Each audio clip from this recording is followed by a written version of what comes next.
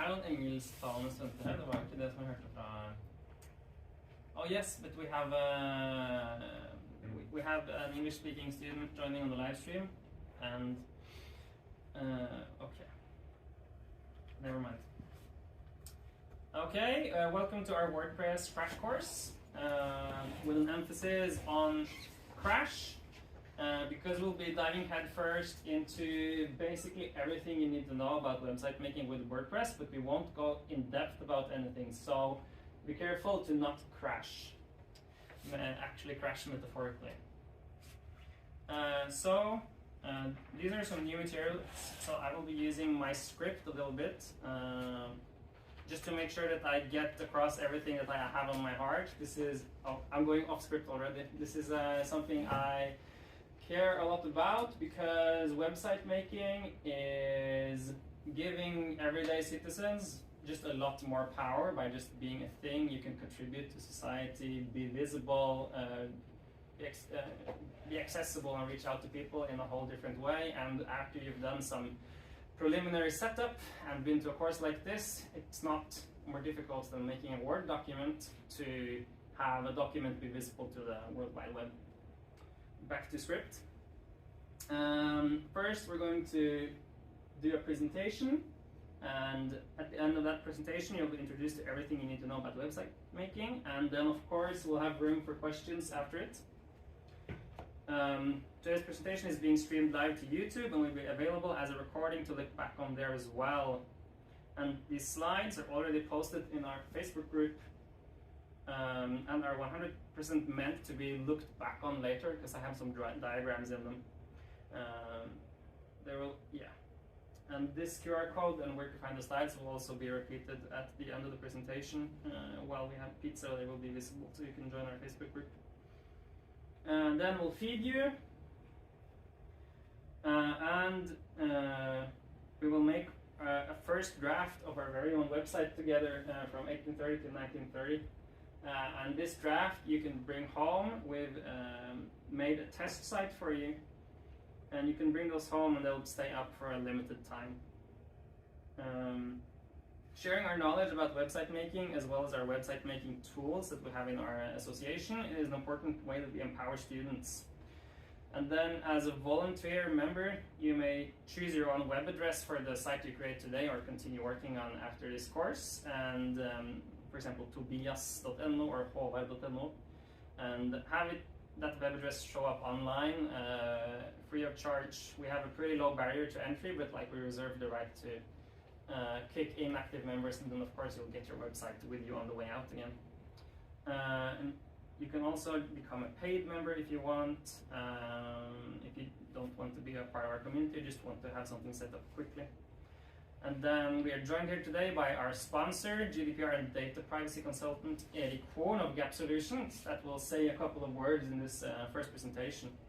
And then the last thing I have on my heart is that all feedback is most welcome, and these slides, when they're shared in a commentable format, so you can comment on them later, or you can grab us when we're having pizza and give us feedback, or send us written feedback. That's everything I had on my heart. Let's get to it. So we're going to give you some motivation for why you might want to learn website making. Hello, Silja. Hello. Sorry. And we're going to go through why we need this course at all, and you can't just go to YouTube, which you can, but yeah, I'll talk more about that later. And then we're going to go through what WordPress is. I think of WordPress as a two-sided beast. It's a content management system, and it's also a website builder. I'll go into that. And we'll show you how to edit the different parts of your site and how it's built up. Welcome. And then I'll go through themes and extensions, and then Erik will talk about data privacy now that you're entering the web. And then we'll talk about what opportunities there are in both fields with website making and other stuff. Okay, so first some motivation. There are different reasons for wanting to create a website, and some common reasons are you might want to start a blog, you might want to make your own store, just like my granddad did there over to the top right. you might want to create a page for your business, for your association, or just for yourself, which I've done in the bottom right, where you can put out your notes and stuff. These are two of the standard WordPress themes that you'll start out with. And then this is a website I made for a paid member, where he just asked me to do whatever you feel like. And then this is a website that I made for a student association at UV, where they had someone that knew like photo editing software draw the website, and then I created it for them. But you can of course just do something simple. My granddad here, we just picked a theme, added store functionality, put in a good picture of him at the top, and called it that. Didn't do much more, and it works out great for him. On my webpage I did very little, but at least now I am on Google and I can show off the stuff I want to. Okay. Why can't I just show you a YouTube video? There are a billion YouTube videos out there, and WordPress also has some good materials themselves. There are two reasons. The first one is length and coverage. Basically, all the YouTube videos I've found up until now, they're either very long and go very in depth, or they're short and they don't cover all the stuff I want to cover. And one of the reasons they don't cover everything we want to cover in this course is that there are constantly being added new features, and there are also a lot of plugins that YouTubers might want to show off or have as like an important part of them teaching you WordPress, but we want to teach you the vanilla way. And an important feature came out in January, and it's called full site editing. And it takes your editing experience from this before January, where you have some sections that you can do some stuff to, and you have a list of customizations you could do when it comes to the overall look of your site, to this, where basically everything on the overall look of your site is editable. You can edit your header and your footer, and you can do a lot more and edit it in a much more natural way. And then in May, those features and the themes that use those features became much better, and it wasn't actually until November of last year that you could easily find them. So before November of last year, when I did a course, I would have to show someone a third-party site to find the good themes, but now you can, and those features are an important part of the way I want you to experience and learn WordPress. I went off script, but that was about what I wanted to tell you. What is WordPress? I keep talking about it a lot. WordPress is a web publishing tool. It's the best way to describe it. It allows you to create and manage websites. Now it's open source, meaning that you can look at the source code of it, and it's free to use. So lots of people around the world are contributing to WordPress because it is open source, and because it's also free to use. One way you might get more value out of WordPress is to contribute to it if your business is based on WordPress. And it now powers around 40% of all of the websites on the internet. It's actually relatively easy to learn, but yeah, like you'll be able to learn it by yourself, just like any other skill, with some patience and persistence, but you'll get stuck, and you'll get stuck after this course as well. So an important job for me in this presentation is to just make sure you know how everything works together, so that you know where to look and to better get yourself unstuck. Which is why I want to go into like the theoretical part of WordPress and the abstract. So WordPress, your site might have a lot of content, right? Which is why WordPress is a content management system. It manages your content. You might have some comments, some media, and of course you have some pages. And these types of content in here and how they're related is important to understanding what the fuck is happening on your WordPress site and getting unstuck. So basically, templates, which are these ones, decide how post types, which are your pages, look. And then your post types can have taxonomies, which can be a category or a keyword, and they can have attributes. And why is that important? Well, it's important because you can differentiate. So we have two post types, and one of them is posts. It's a bit weird, but WordPress was first a blogging tool. So first it was only posts.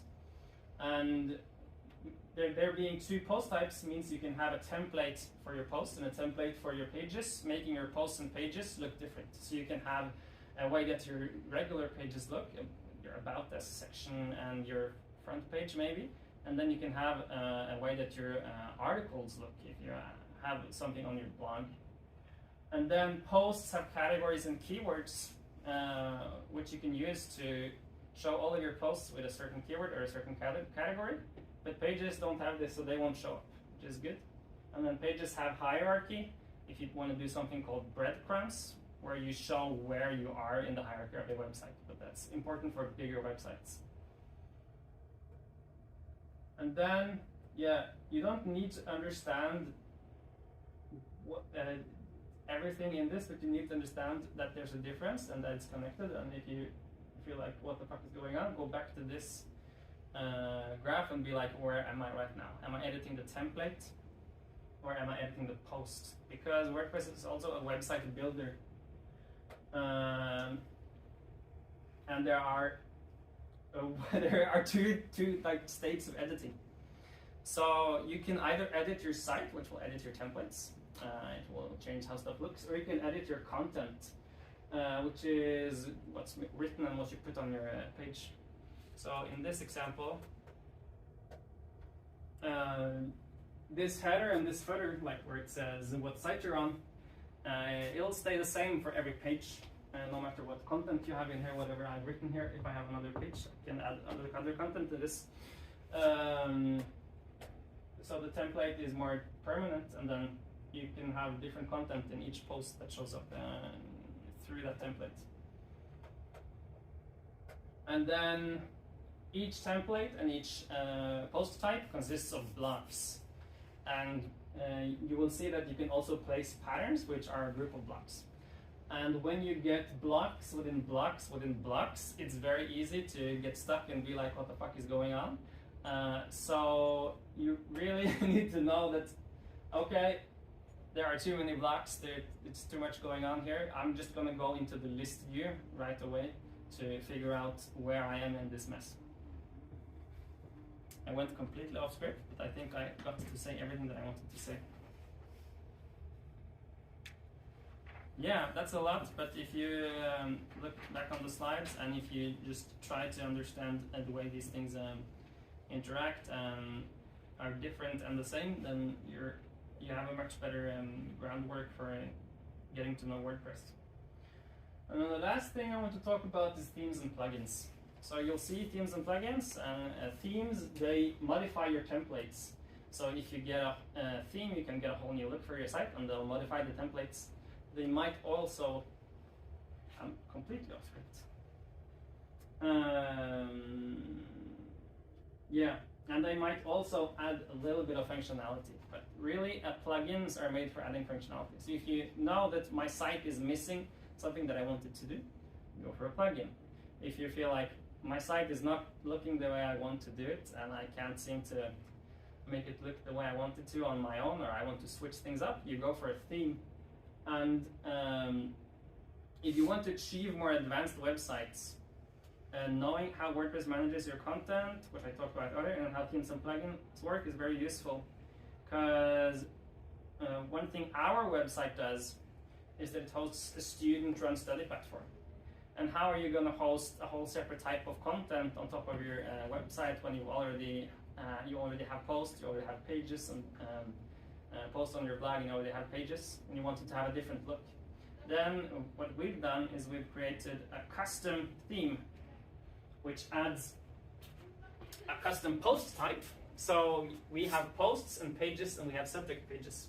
And when we create the custom post type through some coding and some stuff, then we can give that post type its own template for all 4,000 subject pages that we have, that gives them a different look, that doesn't ruin these guys' look. And we've given them their own taxonomy, for subject codes so that we don't fuck up our keywords and our categories with those 4,000 subject codes. So if you ever want to do something more advanced, you gotta know that how this works. How do you find a good theme? So before November of last year, I couldn't show you this. I would show you a website instead.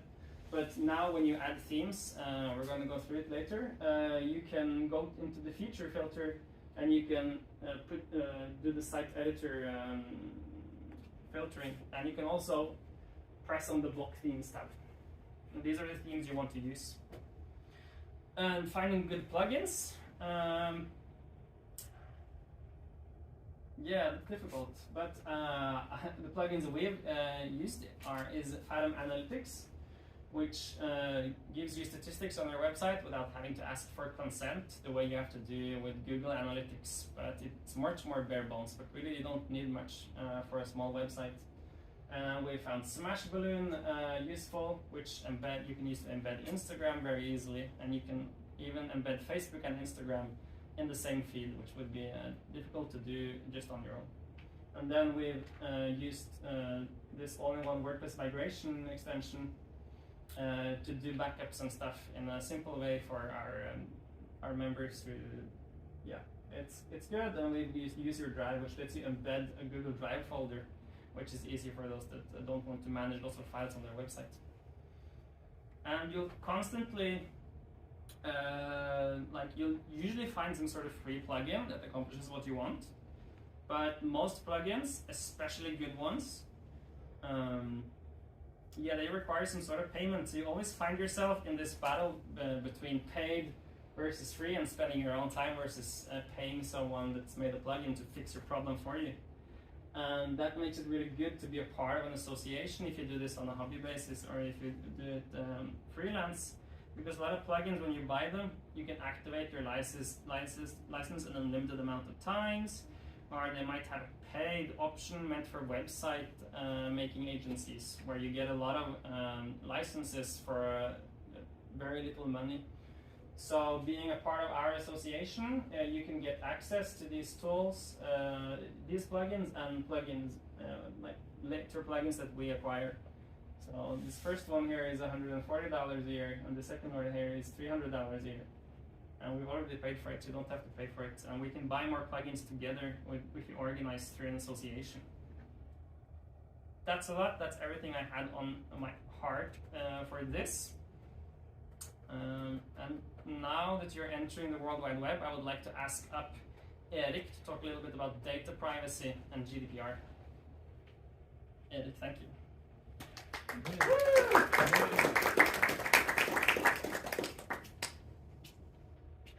Thank you, Tobias. I assume that the reason you're here is to learn about how to create web pages, and it's either because you have a hobby or you want to start a business or something.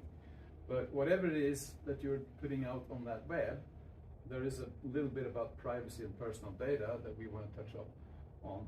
And I've translated this from the Norwegian Data Protection Agency, and basically the law says that all companies, not your hobby, but your companies, have to have a total overview of all the private data that you want to process in your business or on your web pages. And you have to do that before you collect and use it. And you are responsible for documenting that it's in shape. So the reason we're putting this slide in here today is, of course, have that in the back of your mind when you now start creating stuff, that if you take too much personal data, your own data, other people's data, be careful, because you have to have this in the back of your mind. Now the next slide is more specifically on what Tobias mentioned. You want to make nice pages, you want to put in plugins, you want to make all of that magic happen, then beware, there is a risk. If you don't know what data you're having there, and you don't know who you're sharing it with, you run the risk of all of a sudden having that data all over the world. And that is your responsibility to know that it's okay to have it there or not. Most likely it is not. So try to limit that. And then on the second half here, I got some help from another LinkedIn privacy person, Danish by the way, and these are some good URLs to test your web pages on that can identify, where does that wonderful homepage that you made, where does it share and where does it send the data as a starting point to close those doors so that you're responsibly behaving responsibly. And I think if you click it one more time,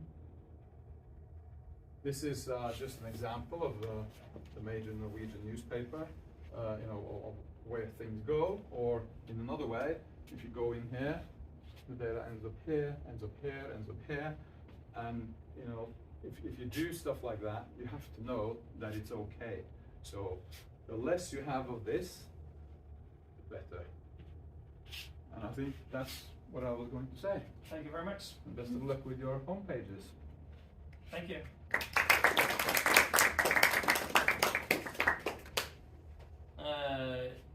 Feel free to chat with Erik Horn and add him on LinkedIn. And feel free to join us, because I'm just briefly going to mention some opportunities in our association. So what we do is we give students agency in higher education, which, what does that mean? It's helping students make a positive change to their early studies and higher education as a whole, which isn't very concrete either, but it's the pain point that we're trying to solve, because it's difficult to make a change, and now you're learning how to make your own website and get out there. It's one of our ways to empower you. And we also have a student-run study platform that you can find on our website, where you can become an editor, where you just fill out the form, I want to be an editor of this subject page. And then you get editing rights the same way you have editing rights to your website, almost the same, to put up your own materials or link to the stuff you found useful for your subject. And then we have suddenly digital colloquiums and a sharing culture that is actually online, not just in messenger groups. And you can just contribute if you don't want to become an editor, just send in your own notes. But then if you want to learn a bit more advanced website making, you can do it together with me for paid members to get money for the association and stuff like this and our social events. Or you can use those skills you've gotten today to improve our study platform and improve our website. Or you can improve our social events, which are of course important as well. We're planning on going to a student bar after this, those that want to join, to get to know each other better. And we have a social event in 2 weeks. And then you, of course, improve the association as a whole, please, if you care about our mission. And of course, just being a part of the community really helps. You will find these slides and our community on our Facebook page. And let's go. Thank you.